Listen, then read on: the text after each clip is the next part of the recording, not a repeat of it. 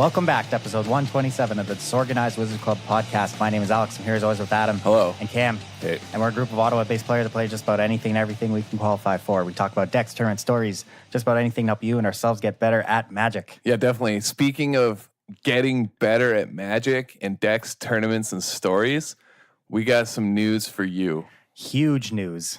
Big news. Very big news. We're announcing the DWC Organizational, which, if you're wondering, is a standard best-of-3 arena tournament run by us. It's going to be on Sunday, May 12th, noon Eastern Standard Time. It's going to be for patrons only. So if you want to get in on this tournament, all you have to do is sign up to be a patron at patreon.com/DWC Podcast. Any tier, doesn't matter. As long as you're in the Discord, we're good to go. Decklist submission for this tournament is going to be Saturday, May 11th at 11:59 p.m. Eastern Standard Time. First prize for this tournament is going to be a box of War of the Spark. Yeah.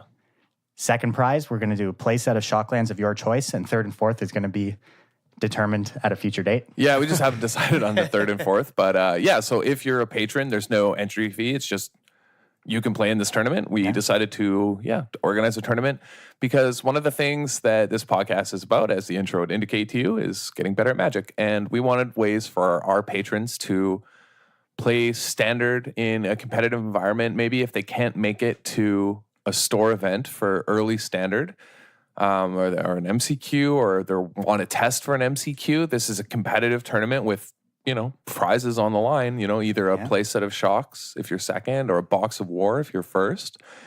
And also, if you wanted the second place prize and just wanted the Shocks, and second place can have the box, you can make that choice if you win. Like, we'll figure that out. But we wanted our community of people involved in our Discord and everything to have an opportunity where, they can practice playing in a competitive setting, because it's how you get better at Magic. And I think that for some people who are maybe a little more nervous too, this won't be a big deal. And it's just free if you're a patron, so you don't have to travel. And this is a good way to get competitive practice in. So this is something that we had talked about on the car ride to Niagara, where we were on GP Niagara. Yep. And we had talked about this is a way for us to sort of give back to our community of sort of players in Discord, but also for everyone to get better. And we can chat about how matches went in the Discord and what deck lists people liked and what they didn't and why. And this can help people prepare for other tournaments. But wait, Adam, Stella, you guys are all missing a very crucial point. Like, this actually doesn't make any sense. If we host a tournament just among our listeners don't lose at Magic. That's a problem. So, like, it's a paradox. I don't know how this tournament's going to work out. What's going on? Yeah. We just give out a box to everybody. But yeah, if you want to be part of the first inaugural DWC organizational tournament on Sunday, May 12th, noon Eastern, all you have to do is become a patron at patreon.com/DWC Podcast. Yeah, and I'll make a channel in the Discord, and we'll make sure we get all the sign-up information and everything. I'm going to be running it, so it's in 2 weeks, just under 2 weeks from now. So get to testing and all that. We got a lot to talk about as far as standard as well, and modern today. It's a busy day because we missed last week due to... Yeah, we can just throw in the blowout of the week right now, which is that I got sick coming back from GP or Magic Fest Niagara. Someone probably gave me something while I was there. And so, missed recording when we were going to record last Friday. Missed every pre-release because I was just, trying to breathe at home. Mm. Yeah, I could hear him. It sounded like a struggle. Yeah. And I just got ranched. What a blowout. Man, yeah. I mean, there's so much to talk about Magic Fest Niagara. None of us played the main event. We all I was, I was going to, because we talked about how, I liked playing main events, whatever. But I just, honestly, I was so burnt out from this semester where I was, really busy and really just sort of destroyed emotionally and mentally, physically. I was just beat up, and I just wanted a break. And so Cam and I brought back a case of boxes of side event loot. We got ourselves a 6-pack. I just went in with, if I played I should have played the main event considering the tear I went on, though, just dunking on people in double ups and everything. But the thing is, I just played what Hemsley told me, which was the Stoneblade list that, was all over the place all weekend. Mm-hmm. And I had a really good list for the mirror. I posted in Discord what I was talking about, so. Yeah, it was a really fun weekend. It was my first GP where I didn't play the main event, but still attended. Played a bunch. I played 2 PTQs. Didn't do particularly well, but still had a good time. I don't think, as all the side events I did, I think I had 1 loss collectively from all of them. Yeah. The cool part about, like, even if you don't play the main event as, like, someone who wants to play competitively is, like, you can still play PTQs. You could play, like 3 PTQs in a weekend, right? Like, Yeah. Yeah. I mean, I went 3-2 in the Legacy PTQ, and like, not really knowing what was going on some of the time. Yeah. I still felt like I had a lot of game. I played Blue Red Delver, and the deck was super fun. And I had a really good time playing Legacy. Yeah. Yeah. Yeah. It's a super fun format, right? Yeah. Also, how slow are your games? Very slow. Right? Yeah. People act like it's like a tournament format, but, like, it's slower than Modern. Like, Legacy is actually a slower format than Modern. Yeah. Yeah. I had a really good time. Would do again. Yeah. No, this format was super fun. I had a ton of fun playing. Yeah. I think we had a listener who top 8'd the... Yeah. The PTQ? Yeah, one of our... Yeah. One of the guys in the Discord top 8'd the sealed PTQ that I was in. Yeah. Awesome. Yeah, no, shout outs. Also, one of our other listeners made a deep day 2 run on his first Legacy GP and his second GP ever. Oh, yeah. So, yeah, that's awesome. Yeah. Big shout outs for that. But shout outs to those guys. They know who they are. Yeah. Yeah, exactly. But no, it's awesome. I talked to like a few other listeners there too. It was great. Like, everybody was like, yeah, it was just a fun weekend. I don't know. I had tons of fun. Niagara was actually like pretty nice. It was a good weekend. Cam and I were at the casino till 5 a.m. on the Thursday or whatever. That was sweet. Yeah. Because they bless America. Yeah, God bless America, where you can just do whatever you want all night. I definitely told you guys this story, but I'll just shout him out on the show. But first round of the Legacy PTQ on the Friday, I'm just talking to my opponent, and the guy sitting beside me turns to me and he's like, "Hey, are you Alex?" I'm like, yeah. He's like, "Oh, I listen to your podcast." Hell yeah, that's sweet.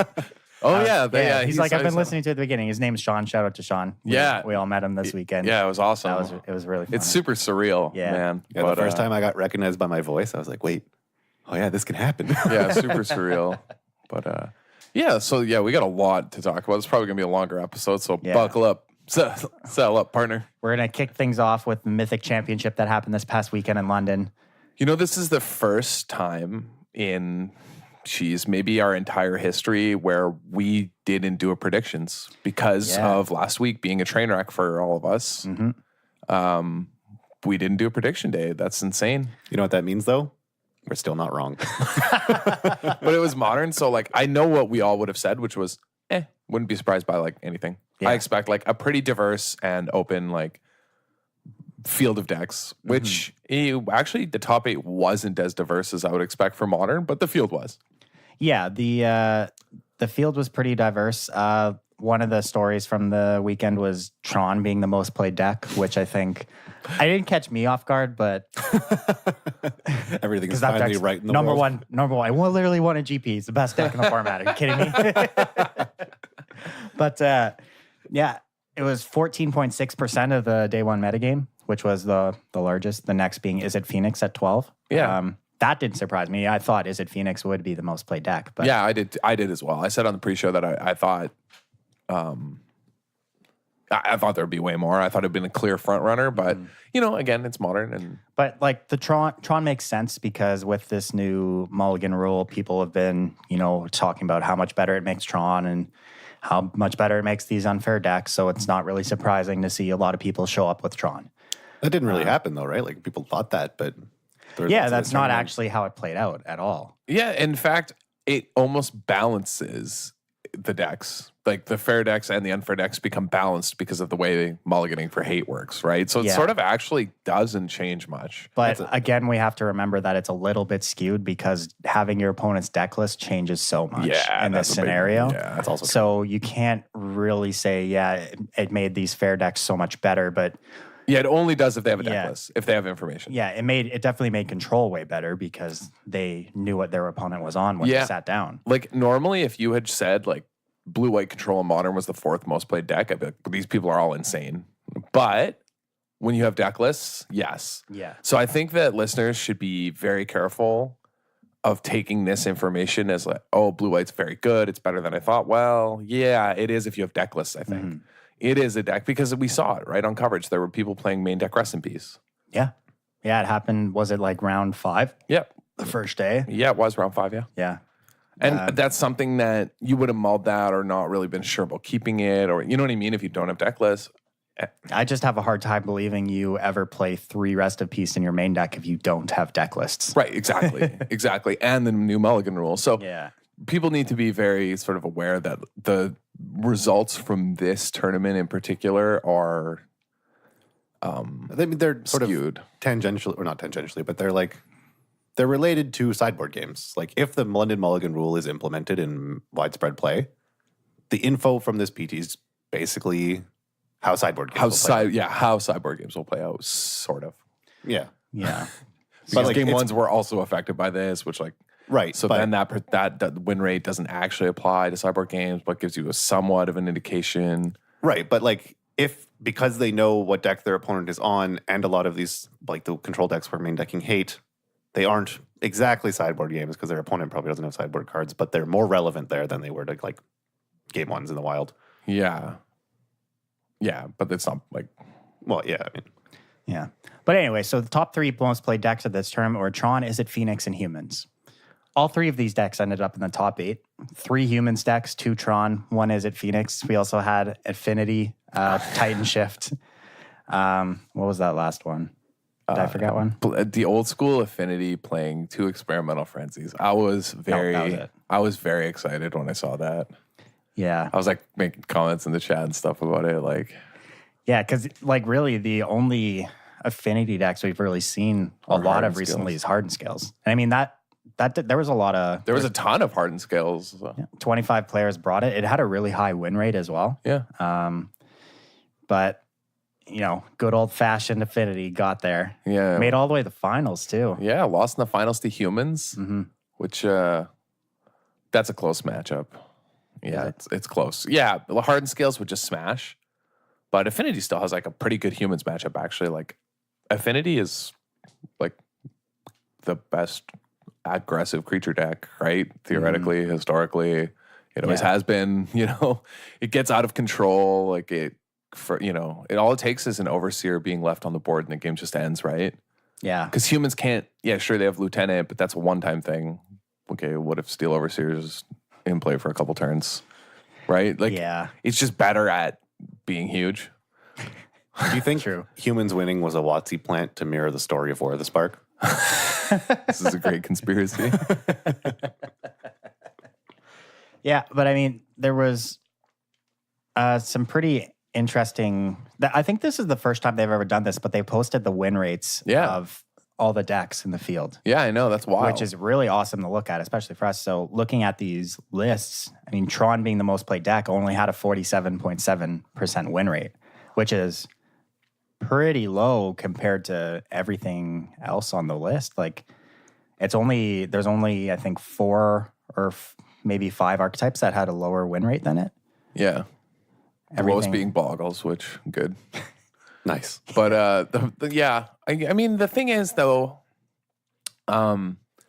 this is pretty typical actually though at Pro Tours. Sure, they don't post win rates, but the most played deck, if you look at the last Pro Tour and basically every Pro Tour, the most played deck always has around a 50% conversion rate, because it's one of those things where everyone's oh, this is the best deck. This is the tier 1 deck. You should play this deck. And so a bunch of people who just aren't experienced with it pick it up as well. And so the numbers sort of even out. And so always the most played deck ends up around 50% just because of, if it's the most played, it sort of spans the skill gap as well. Yeah, it's kind of just a numbers thing, right? The more it's played, right? And then there's these Jund specialists like Logan Nettles, Reed Duke, who played Jund, and Jund has an 80% conversion rate for day 2. Yeah. And it looks nuts. And then you're oh, there's only 5 people playing Jund, and they're all Jund aficionados who only play rock decks and Jund decks. So it's is Jund really that good? Or is it just these 5 guys played it who all tuned to their Jund lists to beat Tron and Phoenix? I mean, looking at its win rate over the weekend, it had a 54.8% win rate, which is pretty good. Yeah. Compared to most of the field. That's sort of what you expect from Jund. Yeah. But yeah, again, it's a little skewed because only 5 players brought it. Right, exactly, right? It's 4 out of the 5 made day 2, and then if Yeah, you basically, because they're like 1% of the field, they're irrelevant. Like how they did their win percentage, like actually doesn't matter in the grand scheme of things. You can't like saying, oh, they have a 55% win rate. Doesn't actually matter because like there's so little sample size that it's an irrelevant number. Yeah. And this is kind of, if you're looking at the next most played deck, right? We have Izzet Phoenix. It had a 52.7% win rate. But if you look at the 24 to 27 point deck list, there's so much Izzet Phoenix in there. Yeah, Phoenix is like basically, I think the best deck in the format.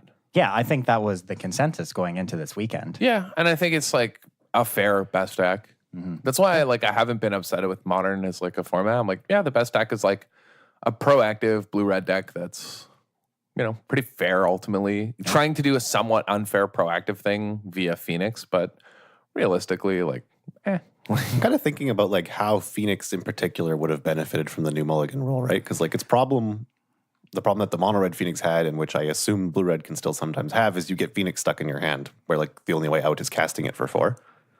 Yeah, now when you have like triple Phoenix in your opener, you can just. But if you're mulliganing 4 ways to discard Phoenixes, and you find a hand you want to keep without a discard outlet, you can bottom the Phoenix. Or if you have a way to bin the Phoenix, then you can bottom something else. So like it's. Yeah, the deck definitely gained something from the mulligan rule, just not to the same amount as some of the other decks in the format did. But going into this tournament, it was still the top dog, and I still think it is the best deck in the format. Yeah, just pointing out that like the best deck that gained that the mulligan rule sort of helped patch up a considerable issue in. Makes sense that it did well.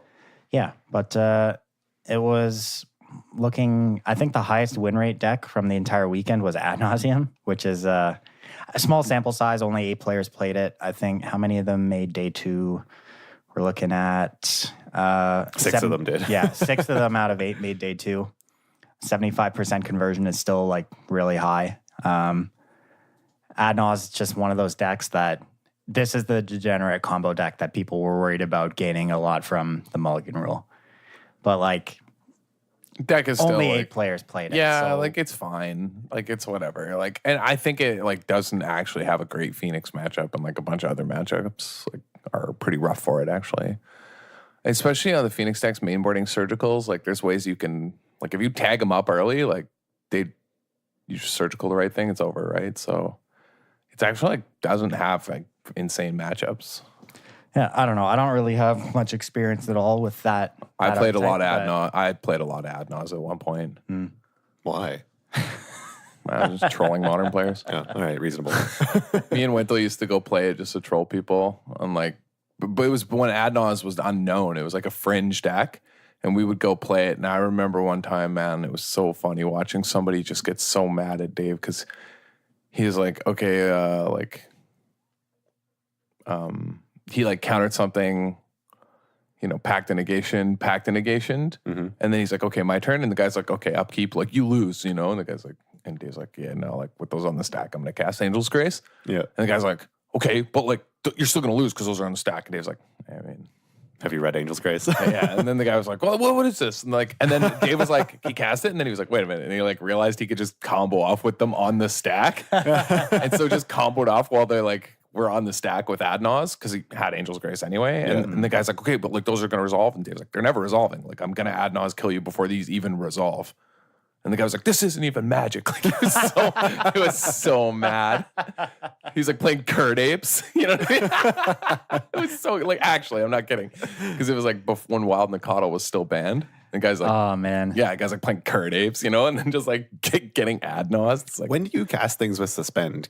Can you cast a Lotus Bloom and use it with pack triggers on the stack? No, I don't think so. Because it's an upkeep that you take it off, and then when the last one's gone. No, you can stack them. Can you stack those? Yeah, you can. Sorry, my bad. Yeah. Because that is how he did it, and that is how he used to do it. Yeah, that's cool. It's been a long time since I played that deck, but I used to play it and Ron and I used to play KCI too a lot. Before KCI was also well known. Well known. Everyone thought it was like a dumb fringe deck, which always happens in Modern. If you actually watch Modern trends, you should always pay attention to the fringe decks that people think are goofy. Was this back before it had Psy Master Thropterist? Yeah. It must have been, right? Yeah, but it's not like Psy was Psy added a lot to the deck, but it was still played before. Yeah, Psy didn't push it over the top. It was Scrap Trawler.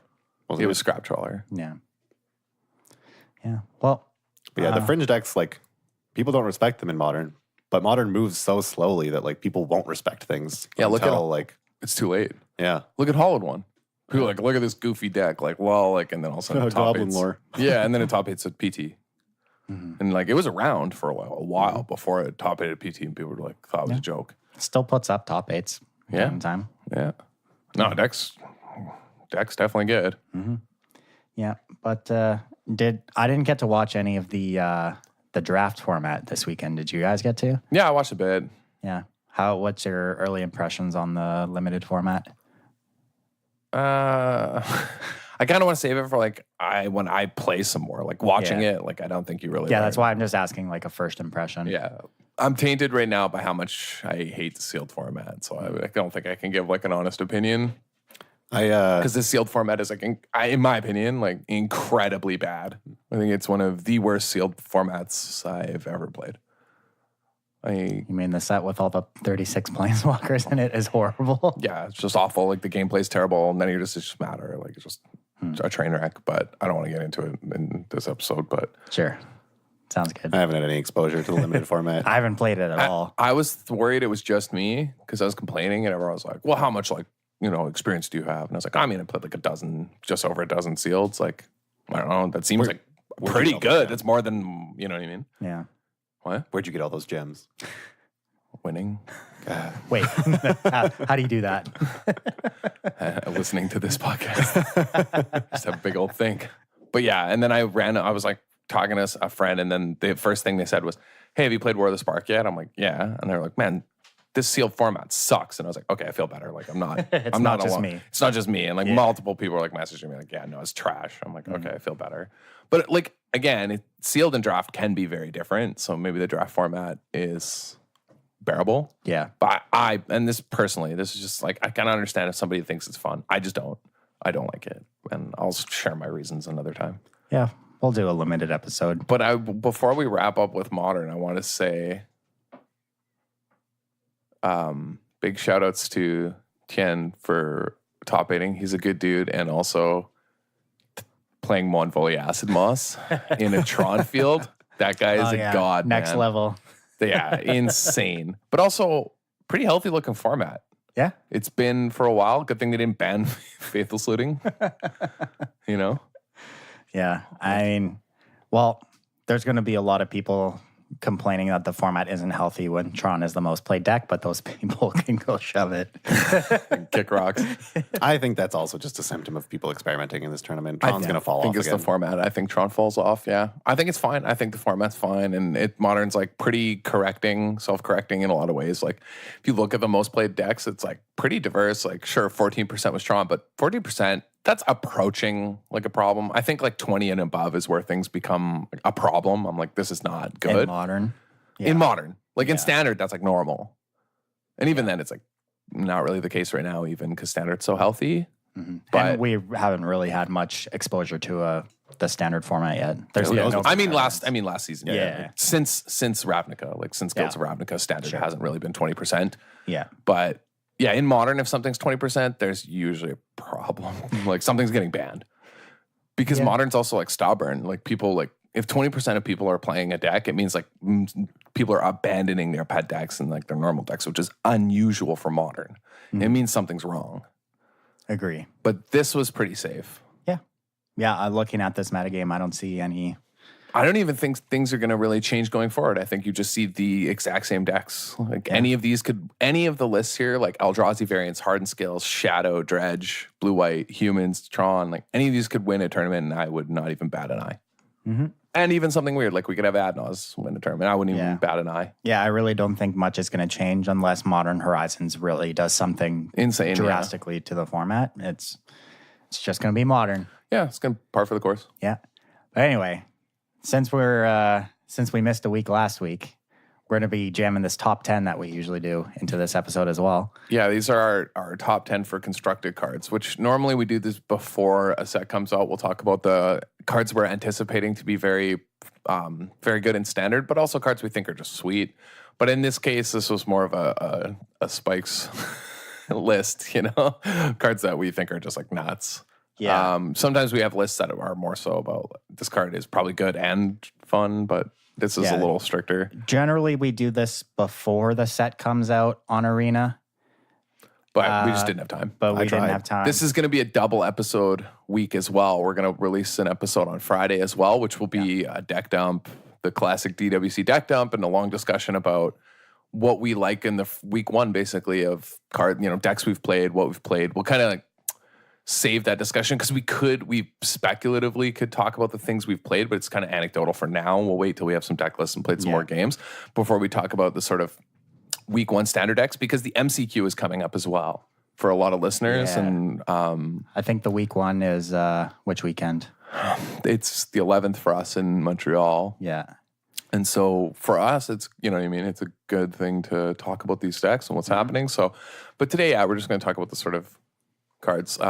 Should we start with honorable mentions, or do we want to start with 10? We'll start with countdown from 10, and then we'll mention we'll talk about the honorable mentions afterwards. Okay, sounds good. Kicking things off, number 10, Vivian, Champion of the Wilds. 2 and a G for 4 loyalty Planeswalker. Static ability, you may cast creature spells as though they had flash. +1.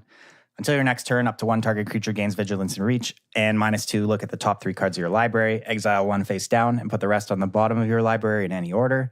For as long as it remains exiled, you may look at that card and cast it if it's a creature card. So just like a nice flexible walker. At costing 3 mana, you get a lot out of it. Like, it's a pretty cheap investment. The static ability is good in every matchup. It helps you play around Wraths out of control, helps you ambush people in creature matchups. The plus is good in creature matchups. The minus is nuts against control. It's just super flexible. Yeah, this card does a lot, and it has the benefit of being, a 3 mana walker that with Llanowar Elves you can cast on turn 2, and that's when things get really gross. And you can just minus twice. Yeah. And just call it. You know what I mean? If you really want. Like, if you're worried it's going to die, that you can't protect it, you can just minus twice, get value. Because obviously this is in a deck where, you're playing all creatures. Presumably you're going to hit. Mm-hmm. And if you miss, it's not the end of the world because, again, like Cam said, giving your creatures flashes. It's huge. Especially, as you said, on turn 2 off of Llanowar Elves. Mm-hmm. It's just super green divination. Yeah. Yeah, I think this card adds a lot for, the creature-based mid-range decks, and it's going to be really annoying to play against. Yeah. Everything having flash is always a game changer, I think. So, yeah, it's pretty good. Yeah, I played against this once on Arena, and when it clicks, like, do you want to, like, pick attackers? I was like, I don't know. It could be anything. Yeah. Moving on, number 9. You want to take this one, Cam? So we got Gideon Blackblade, the sacrificial hero of the story. Spoilers, man. Yeah, this is a spoiler episode. Wait, can I talk about Endgame? No, I'm just kidding. I'm just kidding. Yeah, we could throw in Endgame spoilers. We could No, throw hell in Game no. of Thrones. We could throw in Game of Thrones spoilers. I'm actually going to see Endgame right after we finish this podcast. Oh, nice. I'm probably going to see it like in 6 months. Anyway, so Gideon Blackblade costs 1 white, 3 mana for a 4 loyalty planeswalker. As long as it's your turn, he's a 4/4 human soldier with indestructible. He's also still a planeswalker. You prevent all damage so that the loyalty doesn't get off. Normal text. +1. Up to 1 other target creature you control gains your choice between Vigilance, Lifelink, or Indestructible until end of turn. And then -6, exile target non-land permanent. So basically a 3 mana 4/4.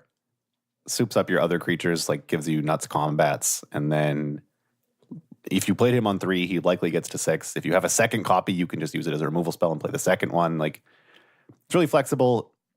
He's only so low on the list just because he doesn't, like, if you did like land and then played this on turn 3, it's not really good enough. It just gets attacked and dies. Like, its plus needs there to be other creatures on the board. So, like, it's really good currently in, like, White Weenie, where you have, like, 1, 2, or, like, 1, 1, 1 to protect, to give something Gideon to plus on and to protect Gideon.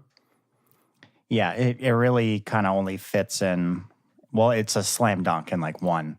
Currently, now, but, like, its abilities read so strongly. And just a 3 mana 4/4 can be so punishing that it's, like, something to keep in mind anytime that, like, a new set comes out. Like, after, like, post-rotation, this card could just start smashing people. Yeah, I could see a world where post-rotation, this is just the defining planeswalker of standard. Mm-hmm. Currently, though, like, if you're on the draw and you don't have a really good start, and they even just have something as benign, seemingly benign as Llanowar Elf into Jade Light Ranger, that's a 4/3 now. Yeah. They're just going to attack your Gideon, and it just doesn't really do much, being behind. But it's sort of one of those things where it's just because Standard's so efficient right now. Because it's huge Standard. Big Standard. Yeah. I think this card really shines in like the control matchups. Where it's just a nightmare to deal with. Yep. It's really good. It's like an all-around solid card. Basically it has, 3 abilities, even though it shows 2. But I mean,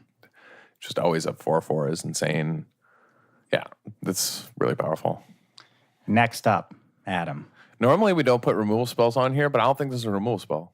This is a win condition. This is and just a so much graveyard more. enabler. Yeah, I'm talking about Enter the God Eternals, which is 2 blue, blue, black.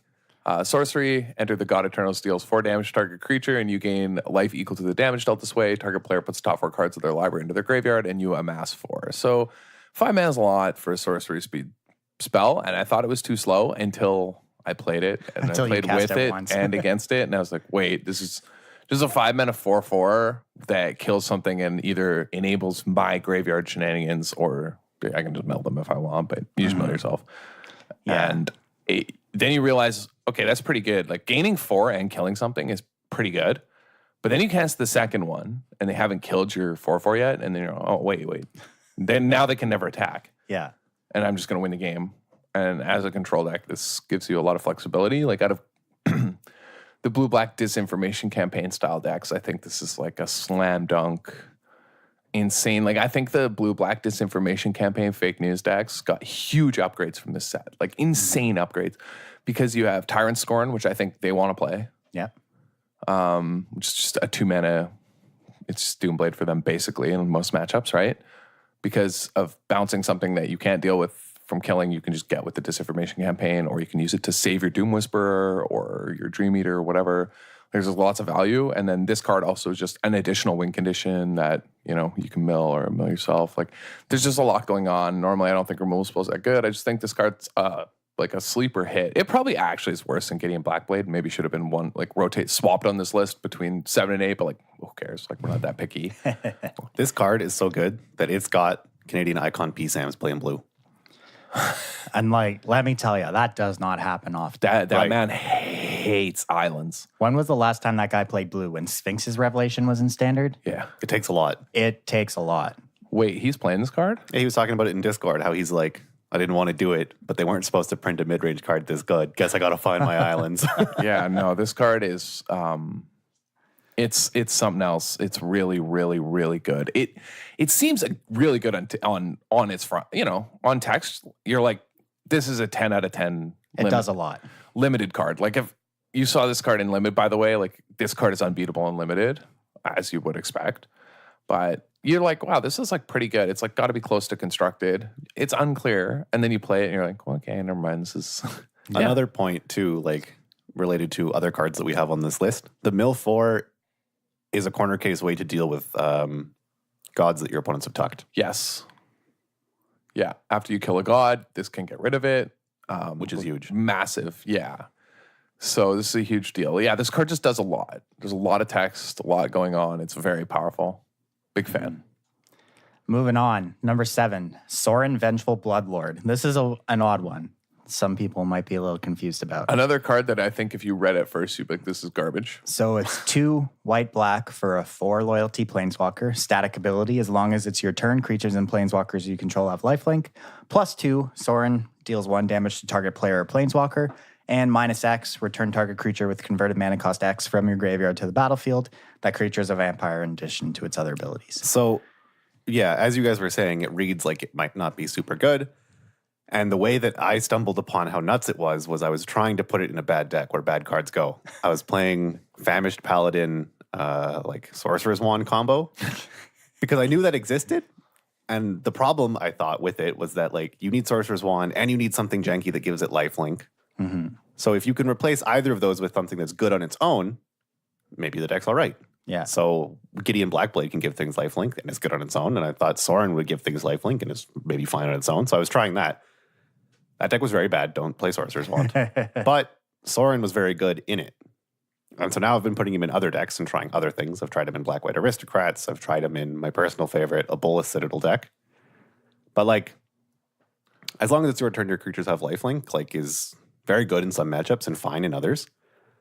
The fact that it pluses by 2 on a 4 mana is like, it's very, very hard for your opponents to attack this thing. It goes up to 6, and then they try to attack it, and it goes like back up to 6. It has a lot of loyalty. So like it sticks around basically if you want it to. The ping can't hit creatures, so it would be insane if it could. But even like your opponent has to minus Teferi on something, you pick off Teferi. Your opponent has to minus Bolus Dragon God on something, you pick it off. Like that's, I think, the underrated sort of part of the plus on Sorin is that it keeps walkers in check. Yes. Yeah, it doesn't kill them always, but it can if they minus. And there's a lot of planeswalkers in this set and currently in standard that go down to 1. Yes. And the fact that Sorin cleans them up. See, this is one of those cards where I think in a vacuum it's not as good. But once you put it in context of exactly what Cam's talking about, right? Well, actually it picks off Teferi. Then you start to go, yeah.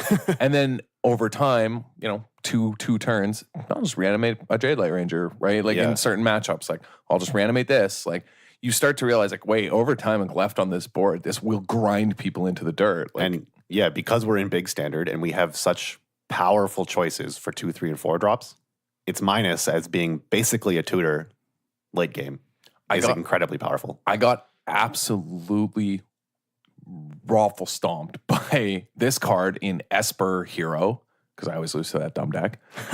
But they kept bringing back hostage takers and taking like my Crisis, or you know what I mean? I was like, oh, this is just, I'm never beating this card. Like, yeah, I've been playing it with Chupacabra, and suddenly, if you need them, your deck has 7 to 8 Chupacabras in it.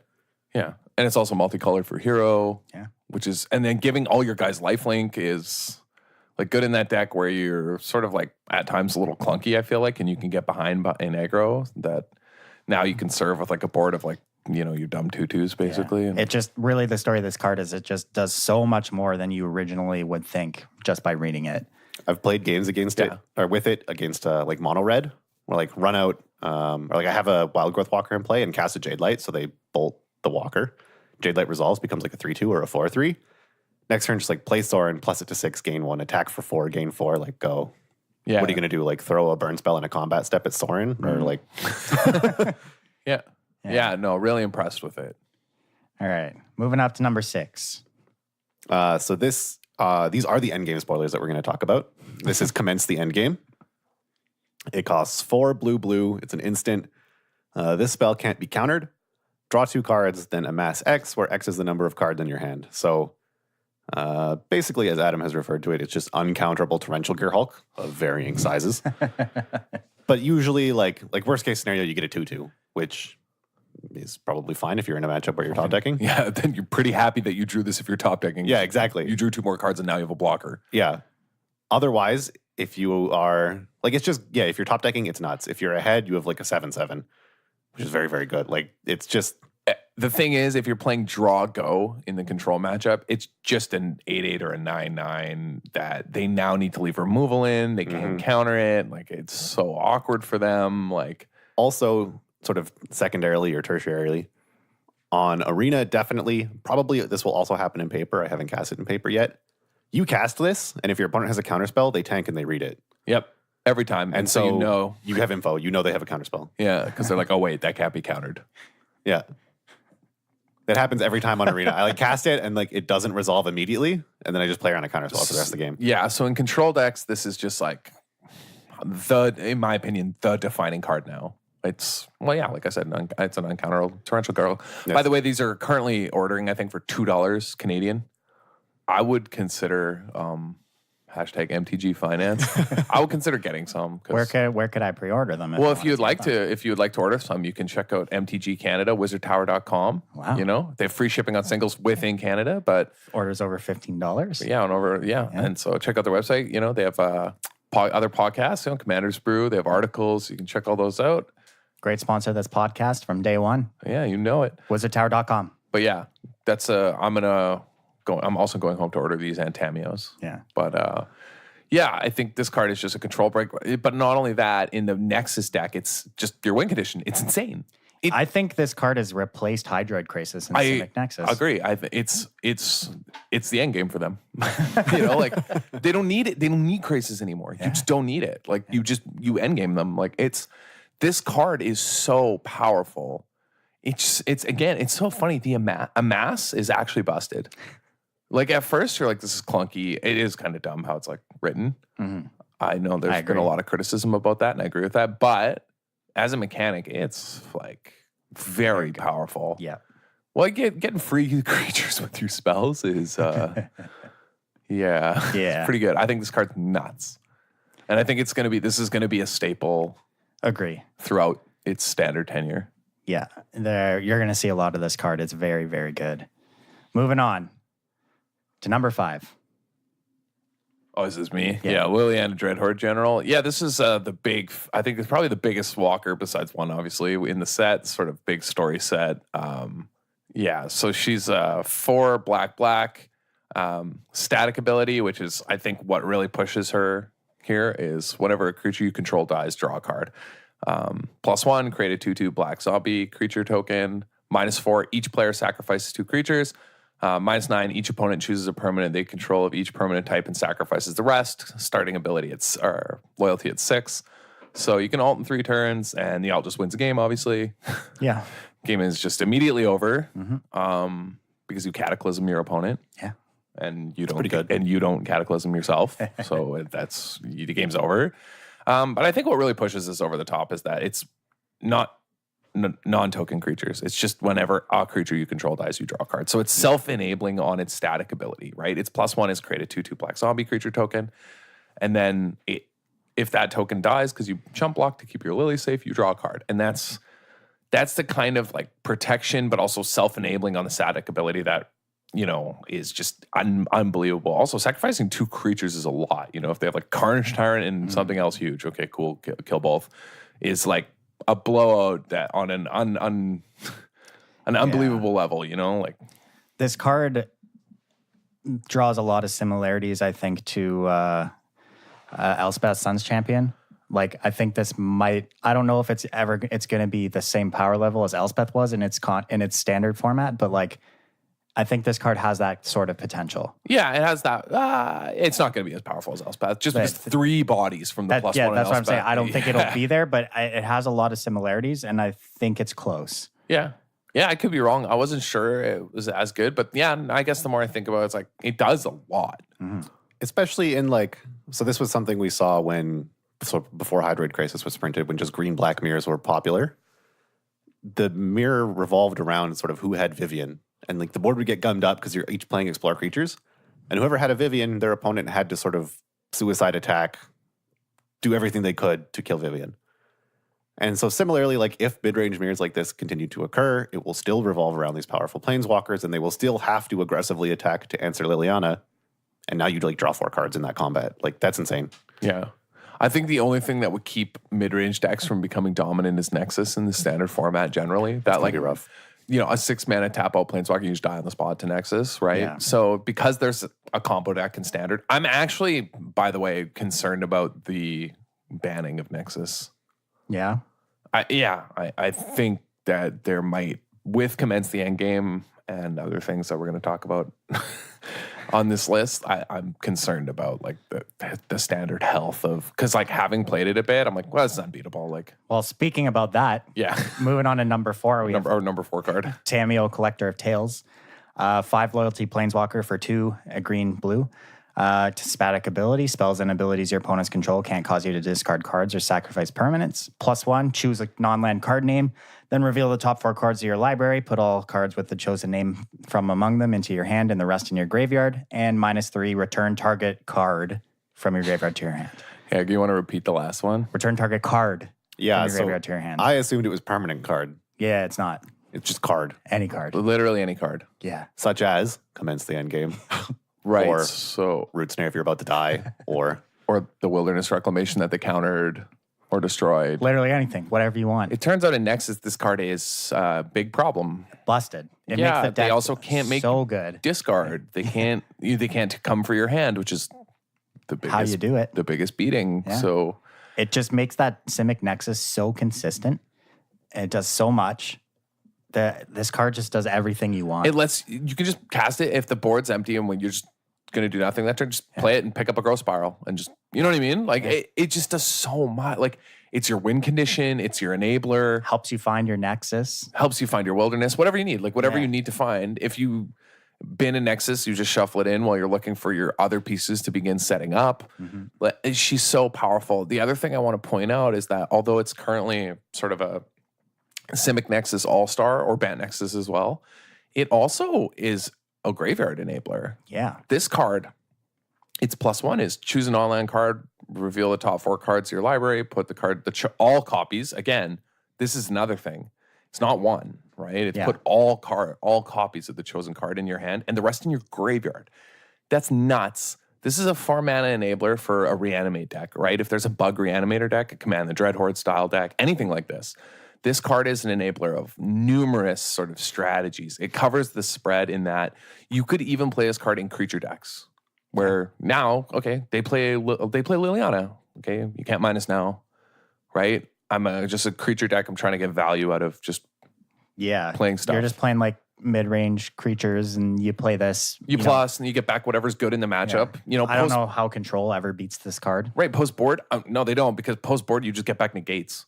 That's what I did to them. I've been playing this, and I just was like, okay, negate this, minus my Tamiyo, get back my negate. Your turn. Right? They can't do anything. They just get locked out of the game by this Eternal Witness Planeswalker that makes it so they can't go after your hand. So your negate in hand is now safe. Right? But also this enables like these mid-range decks too. Like this card's insane.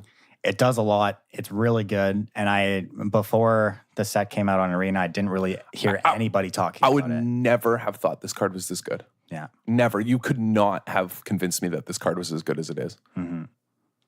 Yeah. Tamiel, if you haven't pre-ordered yours yet.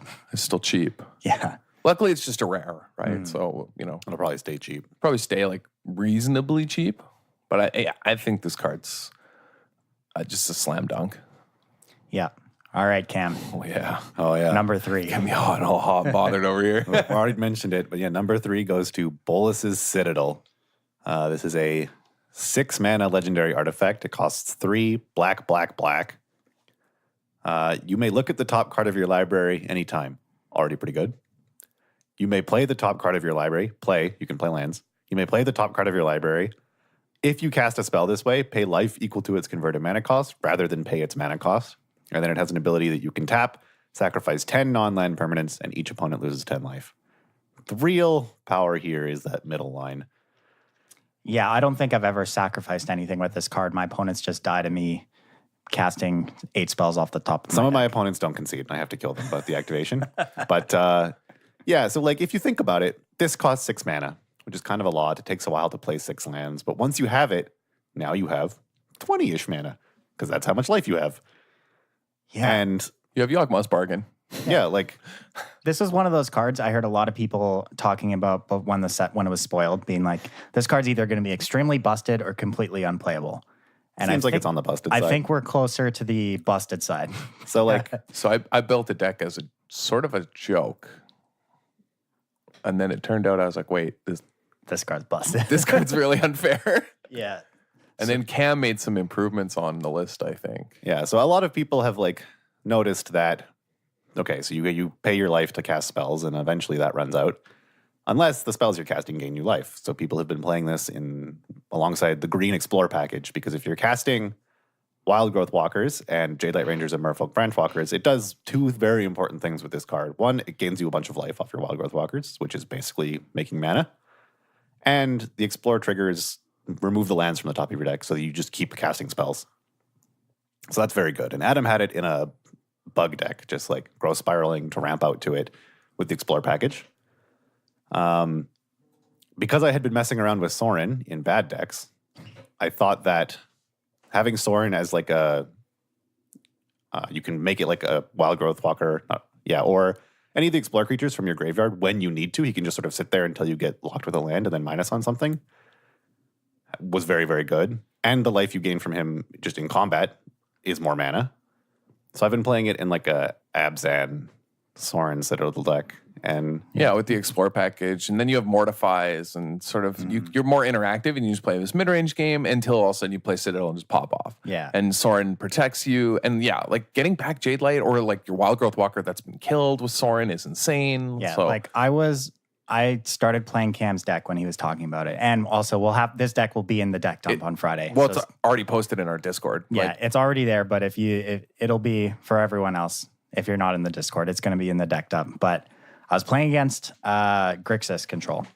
My opponent had a 4/4 Bolus and a Bolus Dragon God. They just tapped out to play the Dragon God. My only permanent in play was a Sorcerer Spyglass on the Ravager, the 4/4, so it couldn't flip it. I know there's a Bolus Citadel on top of my deck. I draw it, I cast it. I ended that turn with 3 Wild Growth Walkers, 3 Jade Light Rangers, a Sorin, 2 Merfolk Branch Walkers in play, and a Vivian Reed. My opponent died the next turn. Yeah. And you were probably at like 40. Yeah. Yeah. And there's just nothing they can do. The game just ends on the spot. Yeah, that was the first game I ever played with it. I'm like, what is happening? Yeah, man, that's what happened to me. I was playing around with it in these bug lists, like trying all these different ways to like clear the top of my deck. Like I tried out list with Bond of Flourishing. Yeah. And Bond of Flourishing was pretty good because it finds Citadel, it gains 3, so it's good against like week 1 aggro decks. And, it just finds a land if you need one early. Like it's free to cast when you have a Citadel exactly, in play. Yeah. When it gains you a life when you have a Citadel in play, so it clears the top of your deck. Like, it just does this a lot. And then I realized, like, you don't even need it. It's just, Bolus' Citadel is so insane that it turned a fair deck into a storm deck. Yeah. Like, you know what I mean? It's like, that's so busted, right? It's like, you can just play this fair game of, I'm just playing the Explore package. You just play green-black midrange. Playing green-black midrange, and all of a sudden, if they tap out or they, they turn their back for a second, you just pop off. Like, it's so ridiculous, man. Like, I've been playing it, and I just lose my mind. I'm like, this can't be real. Like, I was sending screenshots to people, like, posting in the Discord. This was, like, day 1 of Standard, right? I was doing it on, like, Friday or whatever, and I was like, guys, like, look at this. Like, you know what I mean? Happens. And everyone was like, what? Oh my God, I just knocked the headphones off. Sorry. You want to save those? I was like, oh my God, guys, look at this. And then like seconds later, Hemsley posts that thing. He's like, this is turn 5, by the way. And it's just like him at like 90 life with like a million dudes in play. Like, so yeah, the only matchups that I've struggled with playing that like Abzan deck is unbeatable mono blue flyers. I'm not mad about that. Yeah. What are you gonna do? Yeah. I mean, that's every deck we've talked about, by the way, which Just loses to mono loses to mono blue. Like even Nexus, like so obviously, right? We're like, you can never win that matchup. No. So like we know this. So but and our listeners do too. Yeah, mono blue and the Sultai, just regular like bug mid-range decks have been somewhat of a struggle because like you're both sort of mid-ranging, like the board gets locked up. And if they Crisis before you Citadel, it can be rough. They have Vivian to answer your Citadel. And actually the biggest issue was a few lists are playing Assassin's Trophy. So you get 1 spell off Citadel, and while it's on the stack, they trophy it. And then that's beating. Yeah. But otherwise, like not if this is without its unchecked. weaknesses. Yeah, not without his weakness. Like, but if they tap out, you get them. Yeah. But also, there's also games where like they play, like you're playing against Bug, and you don't draw a Citadel, but you have a Sorin, and they have spot removal for your creatures, and Sorin just brings them back, and they're never ahead on board. Yeah, because you can just Chupacabra them over and over again, and they can't do anything. Yeah. So, yeah. All right. Card is sweet. Yeah, Citadel's something else. Moving on to number 2. Oh, yeah, Nico Bolus Dragon God. I mean, it's just not a shock to anyone. This card is pretty high on the list. So it costs blue, black, red. Yeah. Pretty prohibitive mana cost. Not really in Standard. Never had a problem casting this thing yet. not with check shock. Yeah. No, super easy. But okay, so it has a static ability of Bolus has loyalty abilities of all other planeswalkers on the battlefield. +1 is you draw a card. Each opponent exiles a card from their hand or a permanent they control. -3, destroy target creature or planeswalker. -8, each opponent who doesn't control a legendary creature or planeswalker loses the game, and it begins at 4 loyalty. So you can minus, goes to 1, dies to Sorin. But its plus is unbelievable. If it resolves, this is just an automatic 3 for 1. Yeah. Right? Like at its minimum, when this resolves, this is an automatic 3 for 1. Mm-hmm. Like this card, it draws so many similarities to Teferi. And having a Teferi out of Grixis now, like, that really pushes that deck. I think it's better than Teferi. So I've cast it while my opponent has a Teferi in play. And so because of its static ability, when you click on Bolus to use his abilities, Teferis are also there as an option. And you realize that just both of Boluses are better. Yeah. No, it's happened to me every time as well. And usually you're just killing Teferi with them. Yeah. And then you have this left over. But I mean, I've had so many games that are over where I'm playing Angrath's, what's it called? Ingress Rampage. The Rampage card, and I'm just turn 2 Rampage your guy, turn 3, kill that, turn 4 counter that, bolus plus, and they just concede. Because if you bolus on an empty board or a head on board, the game is over. Yeah. Because they're exiling something from their hand that they probably need to even compete, or they're losing a land. Which they need to compete. And you're also drawing a card. Like, it's just way too much. Like, this card is so snowbally and so punishing if you're ahead. Like, getting 3 for 1 on turn 5, if you're on the play and that was your curve, so they have, 4 lands in play? Yeah. And 3 or 4 cards in hand. They have to lose one of those. You're up cards. It's not. They have to have contempt or they're dead on the spot, basically. Like, they can't commit to the board anymore. Like, if you play Bolus from ahead, the game is over.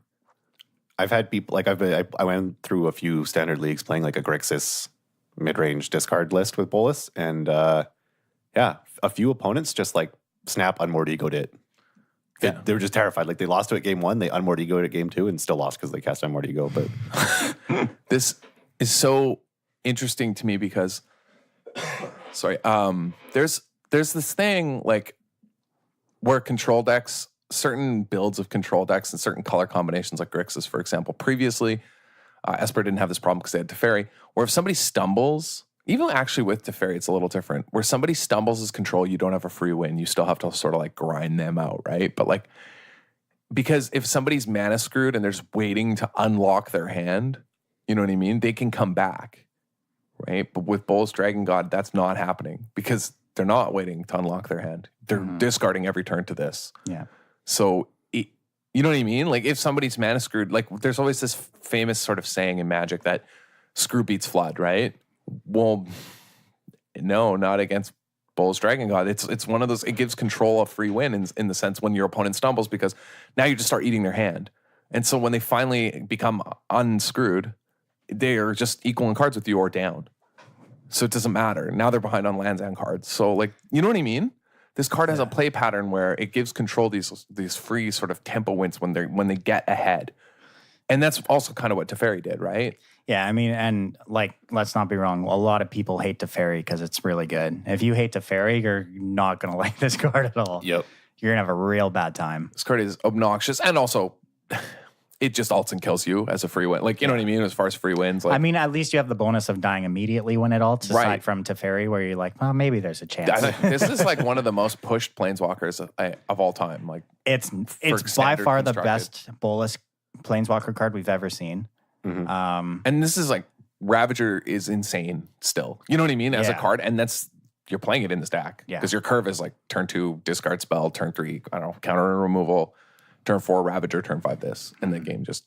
And like, as nuts as the printed abilities on this card are, I also found myself like not thinking properly about the static ability when like my opponent has, or I could cast another Planeswalker, or my opponent has some Planeswalkers, or like I had Bolus the Ravager, and just out of habit, like plussed this to draw a card, and then flipped for Bolus. So I was like, oh wait, I could have reanimated 2 things. I could have drawn 5, like 4. I could have, like, the flexibility that gives is a lot. Like, there was a game where my opponent had 2 cards in hand, and they had a bunch of lands. So like, if I plus this, they exile a land. But I played Angrath and used Angrath's plus twice to make sure I get their hand. Like, it's just so flexible. Yeah, does a lot. We're going to see a lot of this card for probably the entire time the mana allows it in standard. Yeah. As long as the mana allows it, which is as long as there's at least shock checks, no problem. Yeah. And moving on. You might be thinking at this point, hey, these guys haven't talked about any of those God Eternals yet. What the heck? But they only have 1 card left. How are they going to fit them all in? Yeah, it's because we cheated. We're pretty well known for cheating on these. Yeah. So we put all 5 God Eternals at number 1 as a cycle because we just couldn't figure it out. And also, it felt like kind of weird to just have a bunch of them in our top 10 when it's sort of, because then it would eclipse all these other unique and kind of cool cards. Yeah, exactly. We And couldn't so- talk about all these other cool cards that, like, all the God Eternals do. They do different things, but they're still the same design, right? So Yeah, they're all, they all have the God template of, if they die or are exiled, then you tuck them 3rd down. They're still the same design of, hey, Mr. Designer, we need Monocolor cards that are unbeatable. Yeah, unlimited. Oof. Cards are nuts. In constructed, we can start. Should we just start left to right with the Wooburg? Yep. Yeah. So God Eternal Oketra, 3 white for a 3/6 double striker. Zombie God. Whenever you cast a creature spell, create a 4/4 black zombie warrior creature token with vigilance. And when God Eternal Oketra dies, put it into exile from the battlefield. You may put it into its owner's library, third from the top. So this card, I've been playing with it a bit in Citadel.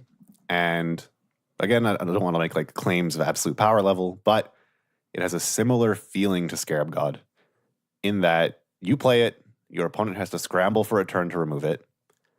If they remove it, it has built-in recurrence. And if they don't remove it, you have a bunch of 4/4s. Yeah. So I've stormed off with it in play with the Bolus to Citadel, and I ended the turn with like 7 4/4s in play, plus all the creatures I cast. I'm like, this is sweet. and like even like most creature matchups, like if they can't kill it immediately, like a 3/6 double strike is very hard to attack through. 4/4s are hard to attack through. The 4/4s have vigilance, so you just get to start slamming at them, and they have to either them take a having bunch or- vigilance is like nuts. Yeah, like it's a card that is almost impossible to beat if you untap with it, and still makes your opponent play awkwardly if you don't untap with it, or to make sure that you don't untap with it. So, yeah, she's really powerful. Could be an all-star in white mid-range decks in this format and formats to come. Yeah, it's like a must answer, or you're just straight up dead. Yeah, I think Oketra is probably the one that I'm not sure about as far as how much. It's so hard to know which one sees the most play in constructed, but if you untap with this thing, it's just it's a trouncing, right? And also on its own, it's still nuts. Yeah. Like 6 toughness is so much. Yeah. It's basically a 5-mana 6/6, right? Yeah, So- it attacks for like a Brazilian. It's just massive. Like there are some decks that have no clean answers to it and just concede. Like it's been really good from what I've played of it. So God Eternal Kefnet next, 2 blue for a 4/5 flyer. You may reveal the first card you draw each turn. As you draw it, whenever you reveal an instant or sorcery card this way, copy that card and you may cast that copy. This copy costs 2 less to cast. And then it has the same text of when it dies or is put in exile, put it third from the top in its owner's library. Now this card, 4/5 for flyer for 4 mana is already like huge. It's very hard That's to attack massive. past on turn 4. And I feel like, if it was just a blank, you're totally fine with just a 4 mana 4/5 flyer in most cases. But if you ever copy a spell with this card's busted. Like, I think Simic Nexus wants this. Blue-black mid-range decks want this. It could be a sideboard card in control decks, maybe. Like, this card is really, really good. Yeah, I like the Grixis list that I sort of got from a friend that I was talking about earlier. Had a Kefnet in it. I didn't play a Kefnet because I thought I didn't have one. It was out of Mythic Wildcards, but it turns out I did, so I added it. I haven't actually played with it yet, but yeah, just in those mid-range decks, like blocks and protects your life total early, like is a clock if you don't need to block, like and so, like might draw a card. If it doesn't, okay, it's still huge. If it does, like Yeah. that's like, nuts. It's hard for them to answer. Like all the base stats on the gods are nuts. yes, they're massive. 4 mana 4/5 flyer is just Yeah, it's just It does a lot. I've had games against Nexus where like they're not even truly comboing. They like cast a Nexus and then they like do some stuff and then they like find maybe another one and then they run out of cards. But it doesn't matter because in those 3 turns I took 12 from Kefnet and I'm going to die the next turn. Yeah, I think this card is really good as a sideboard plan for Nexus when you're expecting someone to, maybe bring in Unmoored Ego to try and tag your combo plan. You just beat them down with a God Eternal. Yep. Yeah.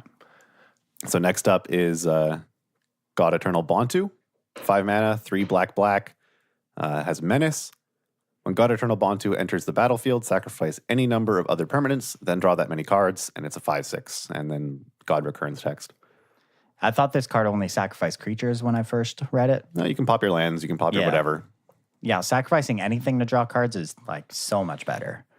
Yeah, so this has synergies. I mean, a lot of people were excited about like Cruel Celebrant and all the different like aristocrat type cards. So if you like that sort of strategy, this card plays very well there.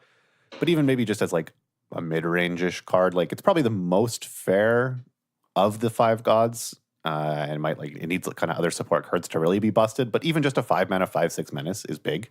cycling some of your cards that aren't doing anything. Like if you have Llanowar elves that you're not planning on using, you can, sack down to 6 lands and pop your elves and draw 3. That's really good. It's also a sweet combo with Oketra. Oh, yeah, you make a 4/4 while it's on the stack and sack that and draw a card? Yeah. Ooh. You can play this with, so you could sack that and Oketra, tuck Oketra, and draw 2. You know what I mean? Oh, yeah. There's like lots of, if you have another Oketra in hand that you want to like do something with or like whatever, there's lots of, so there's like kind of self-synergy involved with these two. So I think that's kind of cool. Mm-hmm. Yeah, so. Also, I've seen some people trying like a Mayhem Devil sacrifice decks, which is really good with Bond too. Yeah, I think, I agree with Cam that it's like, this is the card that requires the most build around. That's sort of, it's tough to know whether it'll see play, but it is definitely a powerful effect. And again, also having Menace is huge. Like, again, all the stats of the gods are insane. They're all just big beaters. Speaking of big beaters. Got this one. Yeah, the raise boar. I think it's Ilharg. Yeah. I don't know how to pronounce it, but it's 3 red, 5 mana for a 6/6 trample. And so when Ilharg attacks, you can through the breach something. So basically, I can't see the text, so I can't read this like perfectly because it's incredibly small. Yeah, you put your creature card from your hand onto the battlefield tapped and attacking. Yeah, and then you return it at the end of the attacking step. Yeah. I just couldn't read the exact text from here. So it has a god text as well. When it dies, you tuck it. But this is basically a combo card. You just through the breach in standard where you're getting gulted. Yep. Or alternatively, somebody's putting in, again, the gods playing off each other. Somebody puts in God Eternal Ronus, and now it's a 12/6 trampler. And you're probably dead. You're very dead. Or Ravager Worm comes in for free and kills something, or... And then they pick up the Ravager Worm. And then they play it after combat and kill something else. And like, this card is incredibly obnoxious. I've lost to it quite a bit, where I've had games where they've just gone like, I don't know, turn 1 Dork, turn 2 Rhythm of the Wild, and I'm like, oh, this is going to be bad. Yeah. And then like next turn they play like, I don't know, it doesn't matter. Some dirt thing attack me, whatever, right? And I'm trying to do stuff. And then next turn they just play a Lark and I die. I'm like, okay, well, cool. Through the breach made you sack it, right? Yeah. This puts it back in your This hand. puts it back in your hand, That's which insane. is incredibly obnoxious. And if they have Rhythm of the Wild, it's, a 6/6 haste. And then the Galta that's attacking you is a 13/13. Yeah. That's big. Big lad. And there's also games where like this is obviously like it's in this green-red aggressive shell. So like maybe you got hit with Cruel Spellbreaker a couple times. Yep. And like I've had games where they have an Ilharg and they attack me. They don't put anything in because I guess their hand is bad. And I'm like, whew, dodge that bullet. And then I realize, not really. I'm going to die to this. It has trample. I'm dead anyway. Like it doesn't matter. Yeah. It's just so big. And pairing up with God Eternal Ronus here, 5 mana, 3 green for 5/5 Death Touch. When it enters the battlefield, double the power of each other creature you control until end of turn. Those creatures gain vigilance until end of turn. Yeah.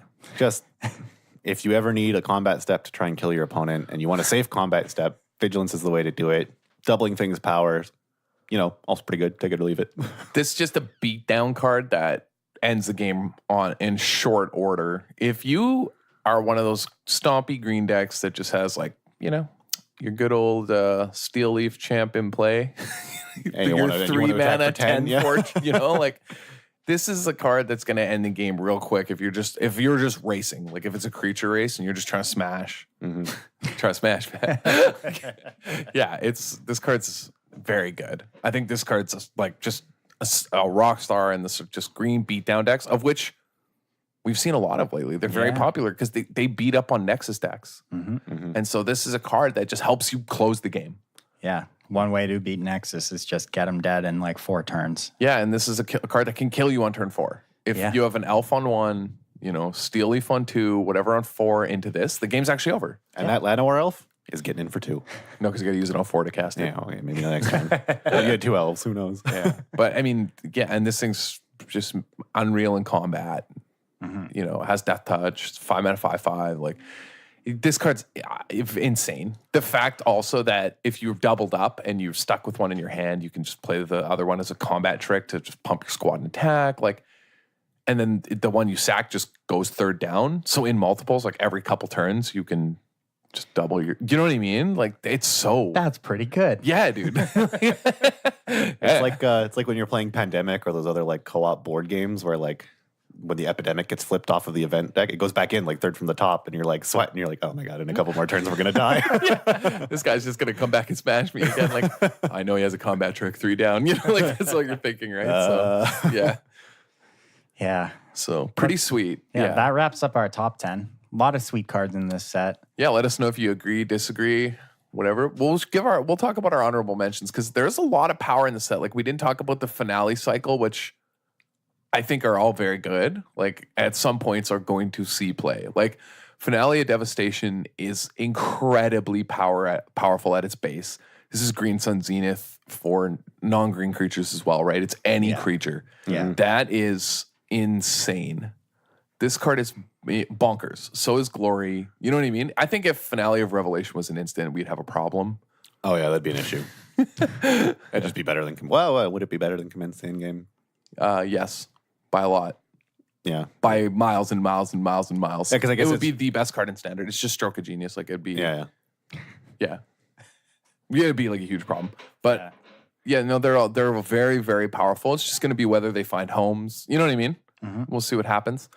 So some of the triumphs are good. You know, there's lots of things going on in the cycles. But one of the things that didn't make our list, I think one of the sort of big potential Standard players that wasn't on our top 10 is Dreadhorde Invasion. Yeah. Which is the 1 black, 1 colorless enchantment that at the beginning of your upkeep, you lose a life and you amass 1. Yeah. And whenever a zombie token you control with power 6 or greater attacks, it gains lifelink. Yeah, that one not super relevant in my experience because if it gets to 6, you're dead. But this card is, I think, really close. And there was a lot of talk comparing it to something like Bitter Blossom, but the problem is amass is only again on 1 creature. So you know, you let it stack up a couple times and then you bounce it or something or get rid of it in combat. And then it just doesn't seem like that did anything. But this is the kind of card where in the Aristocrat Bontu deck, you're playing this. Yeah, and even like in Enter the God Eternals deck, I think you want this card. For like, sure. You could just play out an amass mid-range. That's where the second trigger is really going to kick in, right? It's like a 2/2 or a 3/3. Your opponent like taps out for something thinking, oh, it's a 3/3. And then you amass and gain a billion. Yeah, you kill their guy, you put 4 more counters on it, you attack and gain 7. Yeah. I could see this card ending up being like a mistake we didn't have on our top 10 though. You know what I mean? I'm just not sure yet. Like it's really close. But it's also like it's a card that currently has to try and exist in the world of Teferis and Dragon Gods and Mortify being popular. Like Mortify is a big problem. Yeah. But it could also force a Standard where there's more Mortify anyway, because of it. Yeah, true. Yeah, anyway, interesting card. So yeah, we also had Teferi Time Raveler on here, the 3-mana Teferi, 4 loyalty. Each opponent can cast spells at any time. They could cast a sorcery +1 until end of turn. You may cast sorcery spells as if they had flash or -3, return up to 1 target artifact, creature, or enchantment to its owner's hand, draw a card. This is like a powerful, like on turn 3, like just undoing your opponent's 2-drop, whether it's Search for Azcanta or a creature, like it buys the control deck so much time. In control mirrors the fact that everything you have is uncounterable now because they can't cast instant or they can't cast counter spells. Yeah, because they have to cast everything as a sorcery. Yeah, and so like that's really powerful. Being able to sometimes wrath your opponent at instant speed is good, but even like you can now draw step thought erasure your opponents. That's pretty powerful. That is really good. Yeah, no, Teferi has a lot going on. 3-mana planeswalkers are always a sort of dangerous game, and Teferi does a lot. Yeah, I've seen a lot of people playing with this card since the set came out in our arena. It seems really good. Yeah, Teferi's really strong. I mean, I could see again this being one of the cards that should have been on our top 10, and is a mistake it's not. Yeah. Man, I wish Casualties of War could be on our top 10. That card is just so hype in like the green black bug, like grindy mirrors. It's so insane. It's a sideboard card. It's definitely a sideboard card. But man, if you could just ranch somebody with this in like the bug mirrors, you know what I mean? Like it does so much. Right? Like get your Vivian, like how many foil copies do you think Reed Duke pre-ordered? Yeah, dude, Casualties of War is like wild in the like grindy mid-range mirror, but alas, it costs 6, and I expect a lot more from that. Well, I mean, it like in the bug mid-range mirrors, like say they have a tapped Memorial to Folly, like a Vivian and a creature. Just hitting those 3 things for 6 is nuts. Yeah, exactly. Yeah.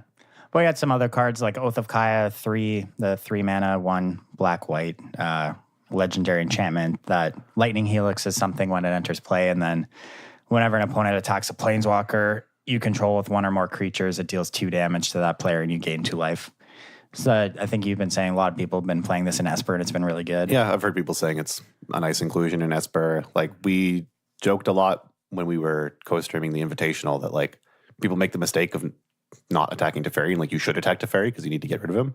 But if you're, like, a red deck or an aggro deck, this makes it so that even if you attack Teferi, like, you lose 2, they gain 2, they're further out of reach. Like, you're losing. Yeah, you're losing the game here pretty bad. So, yeah, it just gets a solid inclusion there. Yeah, I also put Dreadhorde Butcher as a casual, as a honorable mention. The black-red 1/1 haste zombie warrior. This is a card again with the like Bantu aristocrat style, Dreadhorde invasion style deck that like it's just really aggressive. Can really get people. Like, if this is the thing where like if you're on the play, this card can just this is the kind of card that Simic Nexus cringes at. Yeah. This is like. It's a slightly worse Stormkirk Noble. Do you remember that card? Yeah. The 1 mana 1/1? Yep. That when it hits you, put a +1/+1 counter on it. That card was unbelievable. And this is like a similar sort of... Is it worse than Stormkirk Noble? I think it's better. I think it's worse. But they attack on the same turn for the first time. Yeah, but time. Stormkirk costs 1. And so what happened is that on turn 2, you could lightning strike the blocker. Yeah. Whereas this can't. Well, you could just shock the blocker now. Yeah. But yeah, it's like its second attacks when it dies, it deals damage equal to its power to any target. No. This card's really good. Any target is pretty flexible. This card could end up seeing a just heap of play because exactly what you said. It's a card that a lot of decks, not just Simic Nexus control decks, like don't want to see this. You know, where they're like, I didn't have an answer, and it just hit me for 9, and then I took 4 when it died, and you know what I mean? It might end up being like the card that people wanted Legion Warboss to be. Yeah. It's like this snowball-y threat. Mm-hmm. Yeah, it's really good. Big fan. Yeah. You guys have been impressed with Davriel Rogue Shadow Mage, right? Out of the sideboard. Yeah. Out of the sideboard, this card's been just really, really good against control decks. And just actually a lot of matchups. It does a lot. Like, it's either... Mind Rot for 3 cards, which is against control, like I'm listening, but also if you want, if you have other discard and ways to interact against control and you think you can get them to 1 card, you just leave it on the battlefield for a while. Yeah. So it's just a really flexible discard option. 3 mana to get 3 cards out of their hand is like, if they're choosing, that kind of sucks. But when backed up with other disruption and other things going on, and the fact it costs 3 mana and you can play it on turn 2 off Atlanta War Elf is like a huge deal. Yeah. Out of the sideboard, it's been very good. It was incredibly powerful in this, like the Grixis deck I was talking about, because you're playing it alongside, like you have Thought Erasure, the rest, Davriel, a couple of disinformation campaigns. Dragon God Bolus goes after their hand if they want. Angrath goes after their hand. Like, there's turns where you're just like, all right, you'd like discard again, and then like go. They start taking damage. They draw again. Like, they cast a Glimmer to try and get out of it, or not a Glimmer, Chemist's Insight. Now they only have 4 cards, so you take 3 of those. Like, they can't make land drops, or else they'll lose their entire hand. Yeah, it's just like when backed up by similar effects. It's very good. Yeah, it's that normally when you make somebody discard, you're sort of spending the mana on your turn to also make them discard, whereas this lets you get multiple things going in one turn that also affects their hand, and just sort of, it's a 1 card for 3 of theirs. For add an uncommon Planeswalker, that seems pretty good. Yeah, it's been nuts in sideboards. I don't know if I'm like going to play a black deck in this standard format that doesn't have a Davriel or 2 in the sideboard. Yeah, same. Because once I played it, I was like, Cam, you got to play this card in your sideboard. And we were both like, this card just in the sideboard of like fair decks it's unbelievable. And it gives you like, I was only playing like 2 copies, but the play pattern came up often enough where like I thought Erasure my opponent, take whatever. Because I know their hand, I now play either Davriel or Thief of Sanity on turn 3. I get the choice to just play which one they can't answer because they require different answers. Yeah. Yeah. Pretty good. I also think that Nissu Shakes the World is a potentially extremely powerful card for kind of ramping things out. It's pretty typical, like doing what green things want to do. They just need to find a payoff. There's different ways to construct this deck. This could end up being in a sort of just elf ball deck, I could see this being really dangerous. I'm actually gonna try it out in a sort of elf ball that'll be in the deck dump. Yeah, I like that it's +1 makes your land a creature permanently. It's not just till end of turn. Yeah, no, yeah, that's awesome. Yeah. There's like a lot going on still with sort of land style things you can be doing in standard, which the puzzle pieces are quite complicated. And Man, it gives gives your creature lands vigilance too forever. Yeah. So they can attack and still tap for mana. That's so good. Yeah. No, I know. Nissa does a lot. Yeah. So, and we didn't even get around to talking about like Sark, I think, which has potential. Like, there's just a lot going on in this set. Like, there's so much power here. Yeah, that's the other honorable mention that I think, Adam, you said you wanted to put on is just every rare and some of the uncommon planeswalkers, like, could find homes in the next set. There could be some niche interaction that their abilities mesh with and it pushes it over the top. Like, they just all have a lot of potential. Yeah. But yeah, that just about wraps up this episode. Thank you all for joining the club this week. Make sure, as always, you check out wizardtower.com for all your Magic single needs. And keep in mind, the DWC organizational coming Sunday, May 12th, noon Eastern Standard Time. All patrons get access to this tournament. If you want to be a patron, patreon.com/DWC Podcast. Free tournament. That's nuts. You can win a box. You can win a play set of Shocklands of your choice. We'll ship them wherever you are in the world when you come play in the DWC organizational. That name cracks me up. Yeah, I love it. Sign up and deck list submission Saturday, May 11th, 11:59. It's just to make my life easy because I'm running this thing. Yeah. So. To sign up, in our Discord. We'll have Smash GG and everything set up for it. Set up for it for signups. Patreon.com/DWC Podcast. Free tournament to help you get better at Magic. Yeah. And however you listen to this podcast, whether it's Podbean, iTunes, any podcast app, leave a review, rate the podcast, share it with your friends. Everything helps this thing grow, bring it to new listeners. And thank you all for tuning in. We'll catch you later this week for the DWC Deck Dump.